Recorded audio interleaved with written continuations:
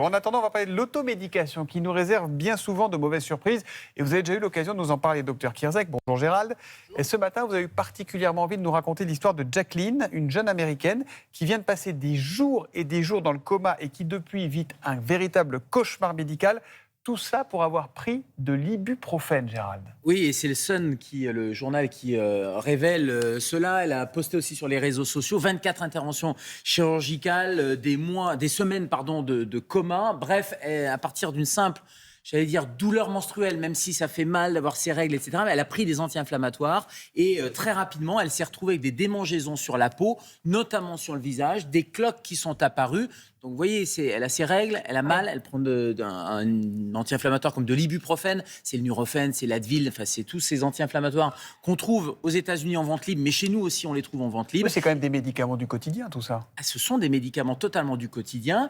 Et ce sont des médicaments efficaces, mais à chaque bénéfice, il y a aussi un risque. Et là, le risque, c'est les démangeaisons, c'est les cloques, et c'est ce qu'on appelle le syndrome de Steven Johnson. Je ne sais pas si on a des images où elle se retrouve en règle. Regardez, en fait, c'est la peau, elle se retrouve brûlée de l'intérieur et de l'extérieur avec des espèces de cloques. Mais elle a desquamé, la peau s'est retrouvée vraiment à partir au bout de quelques jours. C'est ce qu'on appelle le syndrome de l'aïeul ou de Steven Johnson. C'est un syndrome qui est rare, mais qui malheureusement, avec les anti-inflammatoires, peut arriver. Et encore une fois, c'est ça peut une arriver histoire à de balance n'importe qui bénéfice-risque. ou il faut être allergique ou quelque chose comme ça? C'est une forme d'allergie, vous avez raison. C'est rare, mais ça peut arriver à n'importe qui. Il y a de la fièvre, il y a une éruption cutanée, il y a des cloques qui commencent à apparaître, une desquamation de la peau et des lésions un peu ulcéreuses.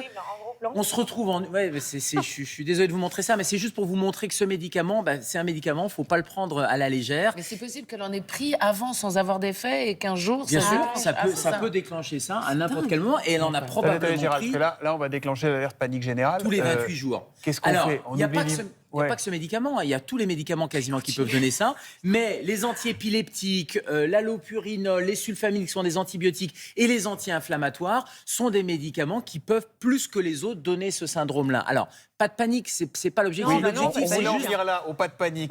L'objectif, c'est juste de vous dire, c'est jamais anodin de prendre un médicament et quand on a d'autres alternatives, on prend d'autres alternatives. Et donc, c'est la question du bon usage. Pardon, mais cette jeune femme, elle n'était pas addicte à l'ibuprofène? Non, elle n'était pas du tout addict. Tous les 28 jours, elle avait des douleurs menstruelles. Elle prenait des anti-inflammatoires et malheureusement, cette fois-ci, pas de bol, elle a eu cette complication alors qu'on pourrait avoir d'autres alternatives et notamment le paracétamol. Quand vous avez des douleurs, vous avez mal à la tête, vous avez des douleurs de règles, on prend du paracétamol en première étape. Là, il y a beaucoup moins d'effets secondaires. Donc, on va privilégier autre chose. Quand on prend des anti-inflammatoires, on demande un avis médical ou à son pharmacien et on prend la dose la plus faible possible et la durée la plus courte possible. Et je voudrais attirer votre attention aussi quand on a une infection.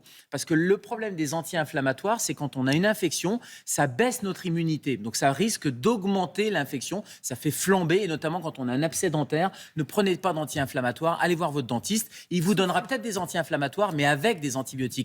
Comme ça, on aura la couverture antibiotique, plus les anti-inflammatoires. L'anti-inflammatoire en automédication, on n'aime oublie. pas. On n'aime pas, ça donne ses complications, ça donne de l'insuffisance rénale, ça donne des allergies, ça baisse l'immunité et ça fait mal à l'estomac. Vous nous avez vacciné, des dragibus, c'est bon. Et juste, on le rappelle, chez les femmes enceintes, à partir du 6e mois de grossesse, strictement contre-indiqué. Et pendant le Covid, on n'avait pas le droit d'en prendre non plus. Il ne fallait pas prendre d'ibuprofène. Oui, au début, il y avait une polémique sur ça pourrait faire flamber, mais c'est tout simplement que ça baisse l'immunité.